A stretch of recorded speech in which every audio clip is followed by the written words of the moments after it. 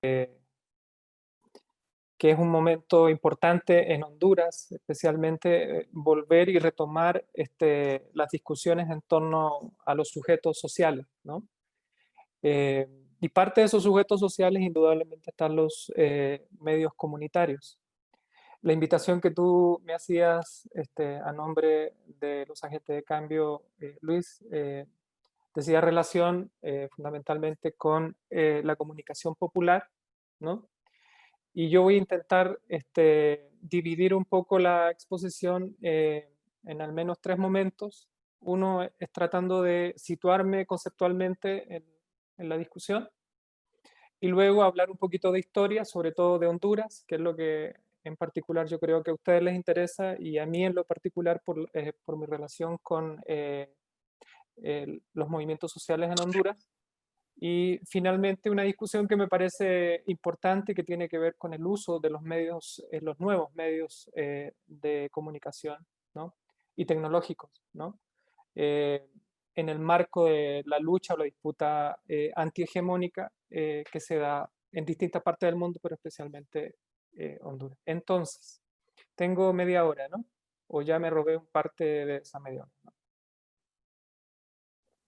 Tenés 25 minutos. Ya me robaste 5 minutos. Sí. Bueno, yo podría empezar diciendo que la explicación de los medios de comunicación comunitarios, alternativos o populares no se pueden reducir a una conceptualización o a una categorización universal. Es lo primero que quiero decir. No se puede entender de la misma manera los medios comunitarios, radios, redes, televisoras, periódicos, revistas, etcétera, en contextos socioculturales diversos. Lo que sí se puede intentar hacer es referenciar a dichos medios a partir de la identificación, ya sea de los fines, las formas de trabajo, los espacios territoriales, la autorreferenciación sociocultural o identitaria a las que responden, etc. Tal vez un aspecto focal que da cuenta de la existencia es la necesidad de responder a un interés común, micro, macro, con fines diversos, pero especialmente alejado de la expectativa del lucro o el beneficio propio. Vale decir, no son experiencias de carácter individual o que buscan la fama o el beneficio particular o personal. Yo creo que ese es un gran elemento que diferencia o va a diferenciar a los medios comunitarios de los medios corporativos, privados o estatales, ¿no? Si intentamos subsumir esta idea de lo colectivo a la noción de comunidad, nos vamos a encontrar con una diversidad de formas de entender la comunidad. Por lo que también es necesario diferenciar lo que se puede entender como comunidad geográfica o territorial a las otras formas formas comunitarias que tienden un poco a complejizar lo que originalmente parece más bien estructurado o materializado, como por ejemplo podríamos hablar de la comunidad campesina o indígena. Hablamos de comunidades de intereses tan amplios como por ejemplo la comunidad de iglesias, la comunidad o las comunidades LGTBI, la comunidad escolar, incluso podemos llegar a hablar de comunidad internacional. En fin, lo que intentamos referenciar, digamos, Aquí la tengo. Y la perdí. creo que hay micrófonos abiertos. Decía que lo que intentamos referenciar como algo per se estructurado o delimitado resulta un poco forzado desde el punto de vista de una conceptualización social.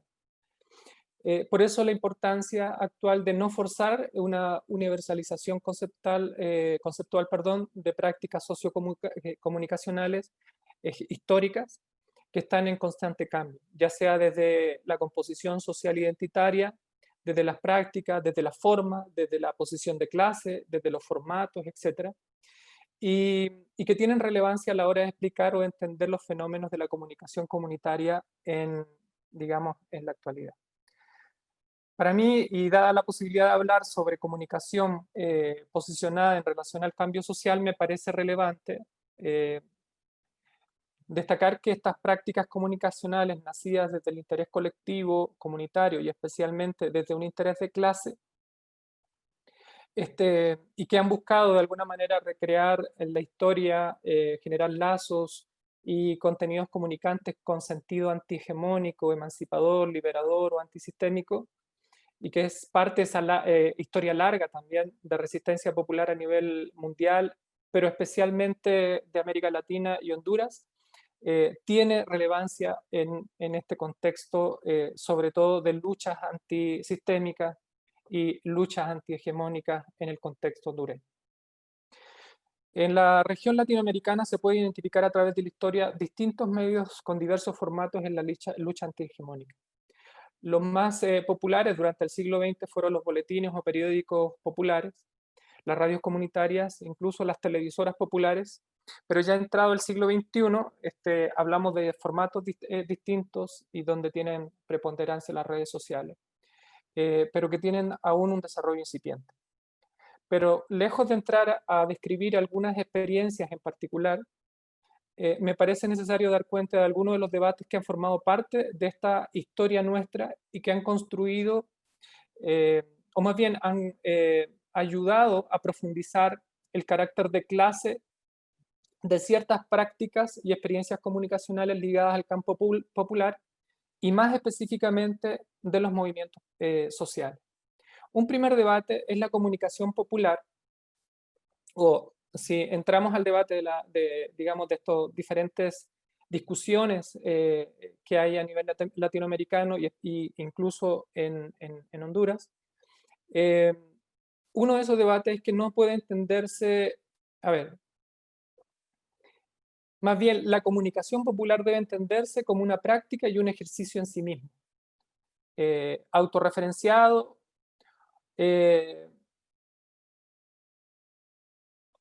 por un lado, la comunicación popular entendida como una práctica en sí misma. Ese es un primer debate, pero que está contradecido, digamos, en términos del debate, con otros elementos fundamentales en la lucha emancipatoria o de cambio social, pero en cuanto a instrumento o mecanismo de resistencia, y no en relación a un sujeto político de liberación. Es decir, por un lado está la autorreferenciación, que no se entiende como sujeto político, digamos, de cambio, o inscrito en un proyecto de cambio. ¿Por qué es relevante esta discusión? Porque normalmente se ve a la radio, al periódico, a la red social, etcétera, con la suficiente autonomía y capacidad propia que no identifica la importancia de vincularse a procesos socioorganizativos, comunitarios o populares con contenidos y agendas de lucha para el cambio social. Respondiendo más bien a una agenda propia, enmarcada muchas veces en un interés más bien instrumental, más que en el cambio social. Primando entonces más la eficiencia, la calidad, la audiencia, la fama, la economía, etcétera, y no una relación con un proceso de carácter emancipatorio. Ese es un primer debate. Un segundo debate es la referenciación de comunicación, pero en cuanto a lo popular, como un mero ejercicio descriptivo, es decir, llamar comunicación popular a todo lo que sea banal, periférico, pobre, subalterno, vacío de proyecto o historia, y que supone una caracterización per se. Contrapuesto a lo anterior, la comunicación popular referiría a una comunicación inserta en un proyecto histórico de cambio social y que supone la construcción de poder popular desde la lucha y la resistencia social. Es decir, hegemonía popular desde la construcción de mensajes, discursos, ideas, interrelaciones, símbolos y un sinnúmero de subjetividades encaminadas a impulsar un cambio o una transformación social desde las prácticas mismas de los sujetos de cambio.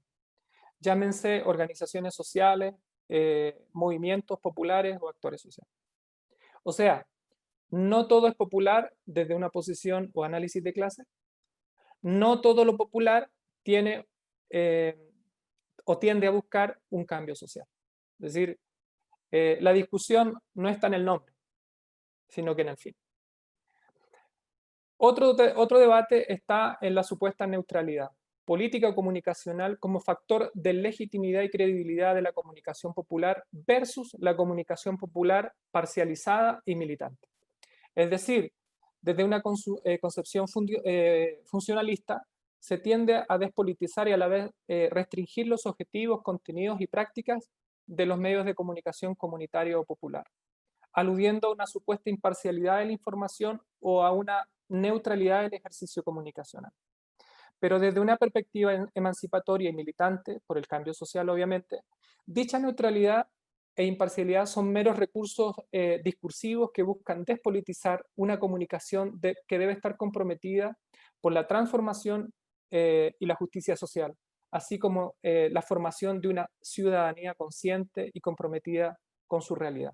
Ese es el tercer debate. Y el último debate que me parece importante, que no es menos relevante, dice relación con la autogestión y la economía de los medios de comunicación popular, especialmente en relación a cuestiones como: ¿se pierde la autonomía política si los medios de comunicación popular reciben recursos o apoyos estatales?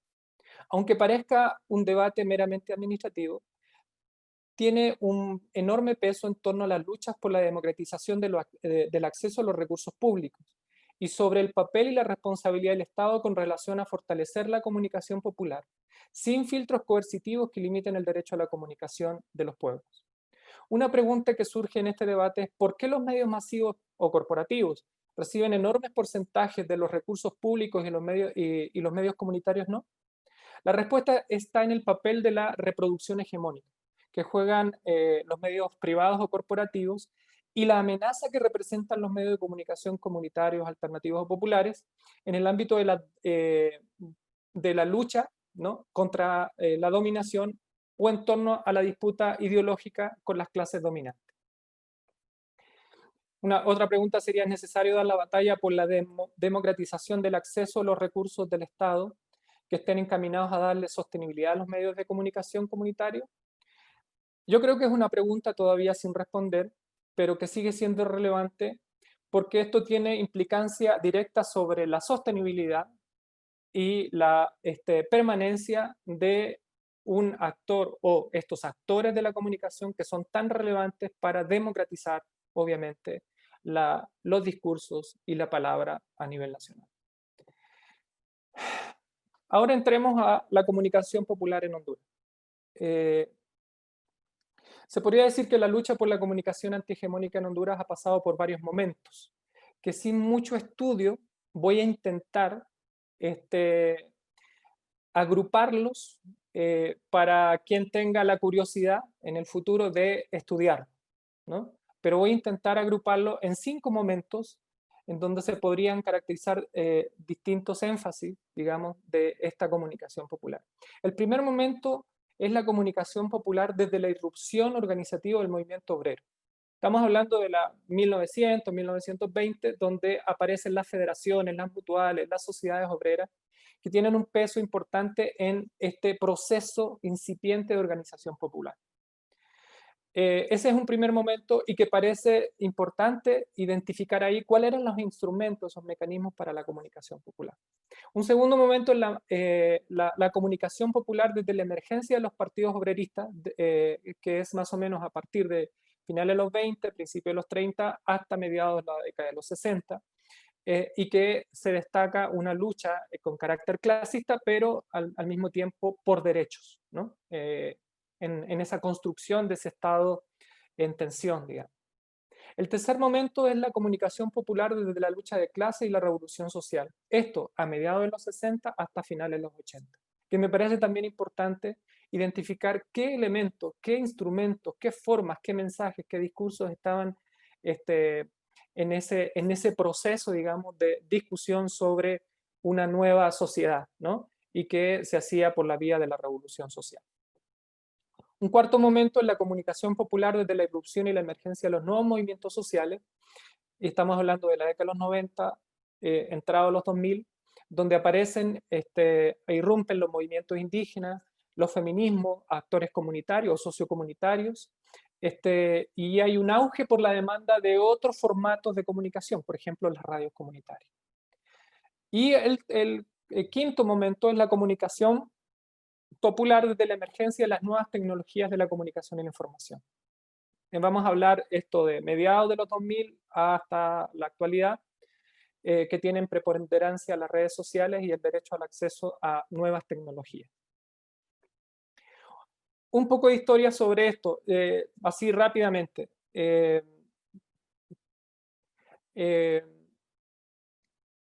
La apuesta por la comunicación contrahegemónica o antisistémica llega de la mano, como les decía antes, de los periódicos, los boletines o los formatos escritos, digamos. Pero también con una importante participación, ya sea de agentes o actores populares vinculados a la lucha por el socialismo en Honduras, y que van a tener una fuerte expresión, digamos, desde los partidos comunistas, porque han habido varias expresiones de partidos comunistas en Honduras, pero al menos hay dos momentos importantes. Y ese primer momento está de la mano de Manuel Cálix Herrera, Juan Pablo Wanray, y también Graciela García, que son actores, me parece, muy importantes en la historia de lo que ha sido la lucha por el socialismo y los derechos de los trabajadores y las trabajadoras en Honduras. Un primer periódico que podríamos llamarlo como un referente histórico, pero que no se conoce, se llamó El Forjador. Este es un periódico de 1927 y que, como les decía, está vinculado a esta lucha por el socialismo post Revolución Rusa. También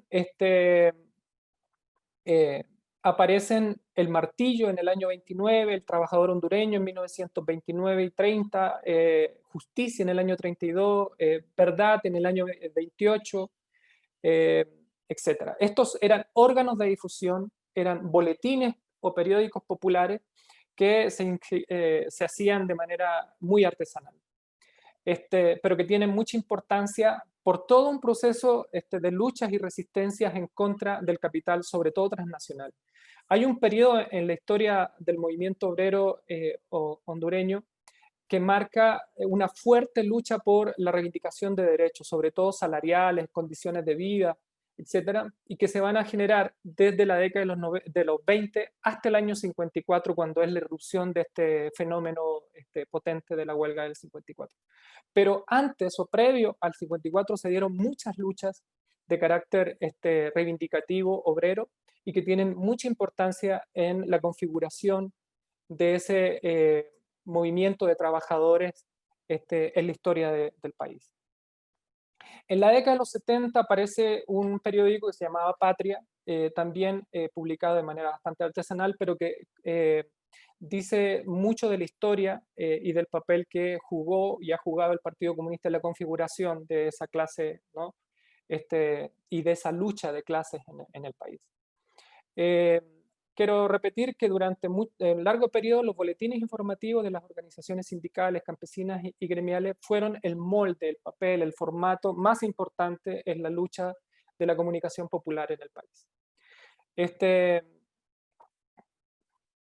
En el año 56 nace Radio Progreso. Algunos la podrán identificar como una radio comunitaria. Yo creo que ahí hay una mixtura un poco rara, porque Radio Progreso es una radio de carácter corporativo, es decir, forma parte de de la Compañía de Jesús, de una institución tan grande y potente como la Iglesia Católica, y que en diferentes momentos jugó papeles distintos. Por ejemplo, sin ser tan politizada durante muchas décadas, en el año 78 la Radio Progreso es cerrada por denunciar la masacre de los Horcones, donde murieron religiosos y algunos líderes campesinos en una de las fincas de la familia de Manuel Zelaya en Olancho. Entonces, este episodio que fue denunciado por la radio, bueno, marca la represión, digamos, en el año 78, fundamentalmente a la radio, y se cierra. Bueno, luego viene un cambio del formato, ¿no? El formato del boletín, luego viene el formato de la radio. Este proceso de transición hacia un formato de radiofrecuencia no es meramente procedimental, implica una confrontación directa con los grupos de poder que controlan las frecuencias radioeléctricas de manera monopólica y que ven en la democratización del espectro radioeléctrico una amenaza al poder hegemónico desde el punto de vista ideológico. Hay que señalar que la mayoría de las organizaciones sociales con mayores recursos, especialmente sindicales, han contado por varias décadas, incluyendo la década de los 80, programas radiales pagados en emisoras comerciales y que se han sostenido por mucho tiempo. Estamos hablando de las gremiales, estamos hablando de incluso las organizaciones sindicales del sector bananero que tenían programas radiales en el norte, en Ceiba, en Tela, etc. Entrado ya para la década de los 90, tenemos un fenómeno, que es la irrupción, que les decía, este otro momento, la irrupción de los movimientos, los nuevos actores sociales, o viejos actores pero con renovada existencia, ¿no? O beligerancia.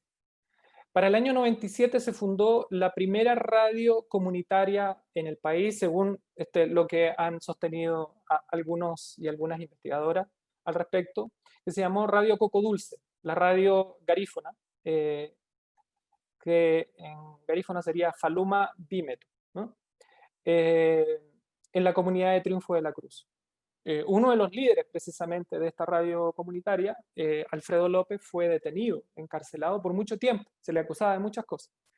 Y una de sus principales tareas en primer momento fue precisamente la construcción de esta radio comunitaria. Luego Ofrane tuvo otras experiencias donde levantaron otras radios comunitarias porque entendían la importancia que tenía la radio en esta disputa, no solamente ideológica con respecto a las clases dominantes en Honduras, sino por el papel de la defensa que podía constituir, digamos, estos espacios de comunicación con respecto al territorio. Entonces, la irrupción de las radios garífonas se da en el marco de la reivindicación del Convenio 169, que reconoce el derecho de los pueblos a contar con sus propios medios de comunicación y en su lengua. Hay que decir que ninguna de las radios comunitarias de Ofrane cuenta con permisos de CONATEP. Es decir, se hacen en función de esta reivindicación del derecho a la comunicación. Le siguen este proceso las radios comunitarias del Copín, siendo la primera radio comunitaria del pueblo lenca la radio Guarajambala, ¿no? Que todavía está al aire, que es de La Esperanza, que sí cuenta con permiso.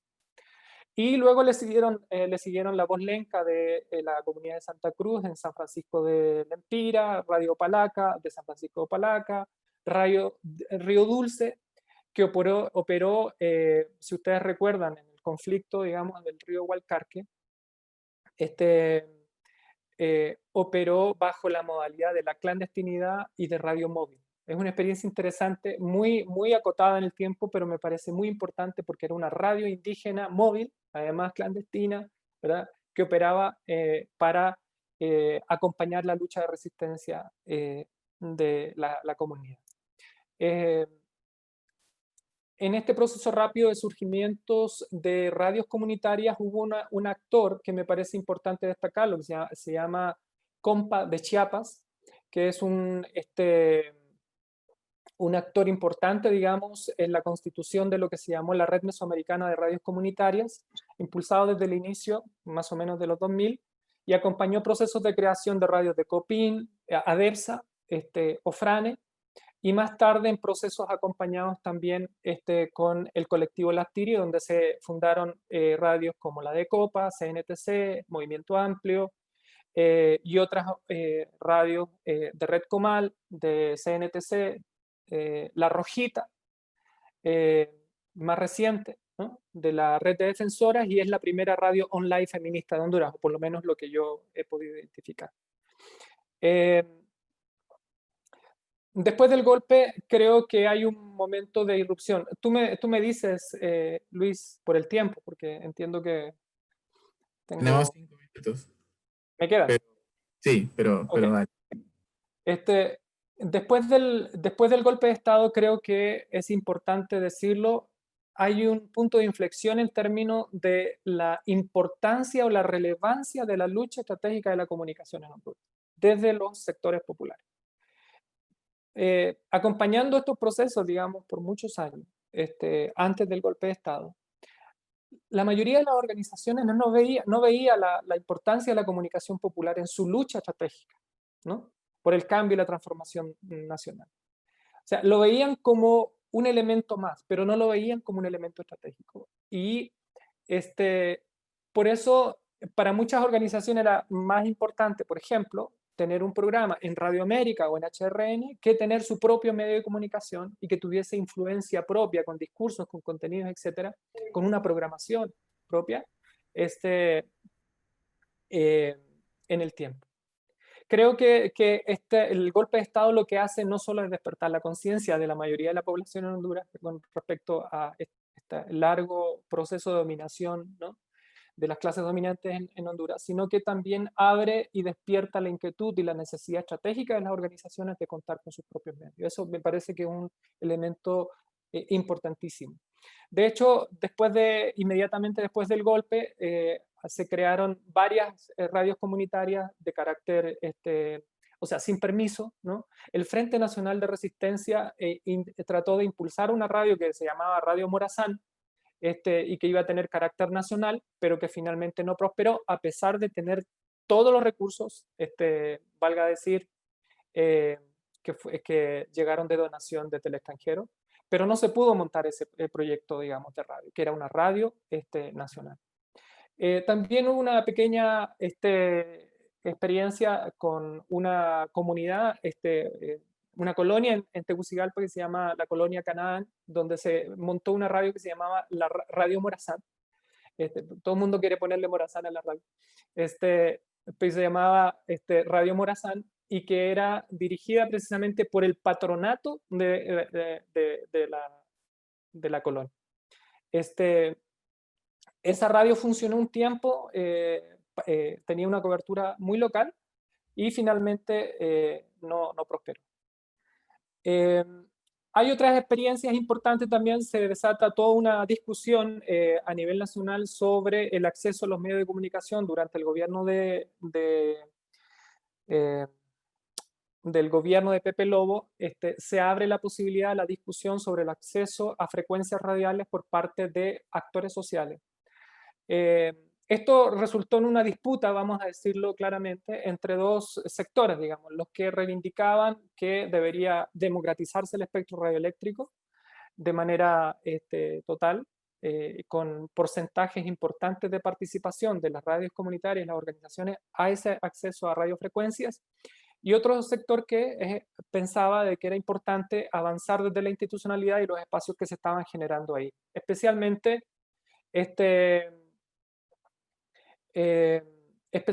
sobre la posibilidad de modificar el reglamento de la Ley General de Conatel, ¿no? Entonces, bueno, de la Asociación de Medios Comunitarios, pues se han impulsado procesos de formación durante bastante tiempo, y al mismo tiempo se ha mantenido la unidad entre varias radios, por ejemplo, Radio Morazanista, Radio Play, Radio RDS, Radio Deco, Sabalanquira, Lepaterique, Cholula Triunfé, etc. Hay varias radios comunitarias que están incluidas en la asociación. Creo que hay razones para el impulso de la comunicación radial desde la perspectiva popular. Uno es la lucha por la democratización al acceso radioeléctrico, la lucha por la defensa de los bienes naturales y los proyectos antiextractivos, me parece que también es un detonante importante, la lucha por la reivindicación cultural e identitaria, lenca, garífona, campesina, etc. La lucha contra el golpe de Estado me parece también uno de los detonantes. La lucha contra la corrupción y el discurso dominante, ahí es donde se sitúa la disputa ideológica. La lucha por el derecho a la comunicación con mensajes y discursos propios, es decir, con identidad organizativa, pero también desde una mirada clasista. Esos elementos me parecen como fundamentales a la hora de entender por qué surgen las radios comunitarias, ¿no? Desde la perspectiva popular, ya, porque yo les hacía la diferencia al principio que no todo es popular, digamos, desde la comunicación. Finalmente, creo que un elemento importante son el tema del avance y el fortalecimiento de los procesos comunicacionales del ámbito popular, pero a través de las redes sociales y el uso de Internet, que me parece que hoy marca un poco este escenario en el que vivimos, y que está en medio de la disputa ideológica, y que vemos la importancia cada vez más relevante del uso de los medios digitales. Las experiencias de radios online, por ejemplo, trayendo nuevamente la figura de la Rojita, que me parece también una experiencia interesante desde el punto de vista de la posibilidad de que el movimiento feminista tenga una radio, con un discurso propio. Me parece muy revelador del momento en que vivimos. Pero también otros espacios donde se generan foros en formatos digitales, el ciberactivismo, y que se han incorporado a la lucha social. Eso me parece muy relevante en este momento. Pero sigue siendo desafiante el uso eficaz de los mismos. Creo que ahí hay una tensión, ¿no? Con contenidos contrahegemónicos y con apuestas antisistemas que generen audiencias diversas y amplias. Creo que hay todavía un debate sobre el uso eficiente de estos formatos, con soportes técnicos variados, pero que realmente respondan a esta construcción de mensajes y discursos antisistémicos y con un impacto político en función del cambio social. No son pocas las organizaciones sociales populares que intentan hacer uso sistemático de las redes sociales. Creo que la mayoría está inserta en ese proceso, pero creo que hay la necesidad de profundizar en el mejor uso precisamente de estos moldes, de estos formatos. Entre los problemas más comunes, y con esto termino, se pueden identificar, por ejemplo, la transferencia de viejas prácticas comunicativas a formatos nuevos, distintos, desafiantes, con públicos diversos. Por ejemplo, un ejemplo muy, muy dramático. Históricamente las organizaciones estaban acostumbradas a el comunicado de 3 páginas, ¿no? Que no lo leían ni siquiera los líderes de la organización, ni siquiera ellos los leían. Y entonces ahora tenemos el formato virtual, digitalizado, etcétera, que lo podemos pasar a través de Facebook, Instagram o donde elijamos. Pero ¿qué pasa? Agarramos el comunicado y lo metemos ahí para que lo lean en Facebook, ¿no? Por eso estamos cambiando el formato, digamos, el soporte, pero estamos usando las mismas prácticas comunicativas de siempre. Entonces, ahí hay un problema y eso obviamente merece discusión. Creo que hay también un problema del manejo de los símbolos para conectarse con los públicos diversos. Es decir, el tema simbólico en el mundo de la comunicación digital es muy importante. Por eso la importancia de los memes, que mucha gente dice que los memes no tienen un fondo político. Yo digo que sí tienen un fondo político y construyen discursos al mismo tiempo, ¿no? Entonces es importante revisar los símbolos.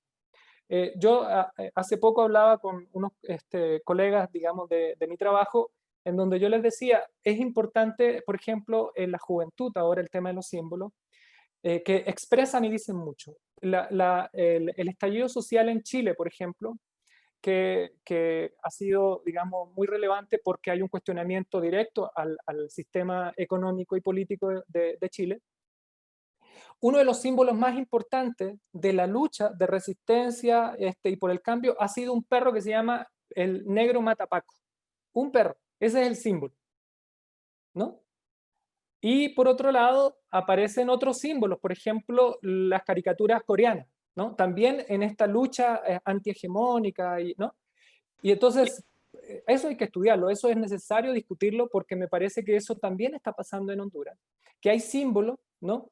Y que la vieja izquierda o los viejos referentes del movimiento social se resisten a abandonar la figura del Che, por ejemplo, ¿no? Yo no estoy en contra del Che, ni estoy en contra de la figura del Che, solo digo que son generaciones y contextos, y además formatos distintos que hacen que tenemos que darle mucha importancia a los símbolos, porque eso suma y al mismo tiempo educa.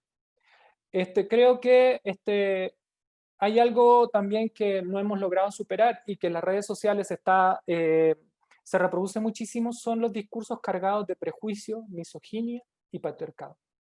Creo que eso es sumamente importante cuestionarlo y cambiarlo radicalmente. O sea, no se puede avanzar en esto. Luego, creo que otro problema que hay es la deficiencia en el manejo de la potencialidad de las nuevas tecnologías y herramientas. Creo que no se trata solamente de abrir un usuario de Facebook para saber manejar Facebook. Creo que requiere de conocimientos que suponen además comprometerse en temas formativos en el manejo de este tipo de redes sociales. O sea, no cualquiera maneja redes sociales, por lo tanto hay que educarse en el manejo de redes sociales. Y yo les voy a decir, los grupos de poder tienen grupos especializados en el manejo de redes sociales para la emisión de discursos, mensajes, etc. Y por eso nos ganan gran parte de la batalla. El último problema que yo veo, que porque hay muchos más, pero para terminar aquí, es el problema de la seguridad en el manejo de las redes sociales. Y creo que, ¿por qué lo destaco? Porque la mitad de la batalla está perdida en la transferencia de información estratégica que generan las organizaciones hacia el enemigo, si lo llamamos así. El enemigo, es decir, nuestros adversarios. Los que no quieren cambiar el sistema nos controlan, nos vigilan, manejan la información, saben lo que pensamos, saben lo que decimos. Y si el adversario, el enemigo, sabe lo que pensamos y decimos previamente a lo que vamos a hacer, obviamente ya perdimos la batalla. Entonces creo que ahí hay un elemento de que hay que trabajar muchísimo el tema de la seguridad de las redes, pero además en el manejo también de la seguridad de las personas. En Guatemala yo tengo el caso, conozco el caso de gente que fue asesinada por levantamientos de perfiles en redes sociales. Asesinada políticamente, peleaban por el derecho a la tierra, etc. Y fueron levantados los perfiles a través de redes sociales. Y esto es una investigación que hicieron en Guatemala. Creo que estos elementos son como, bueno, son muchos elementos. Hay un espacio pequeño para preguntas y respuestas, pero bueno, creo que es un poco lo que les puedo aportar ahorita.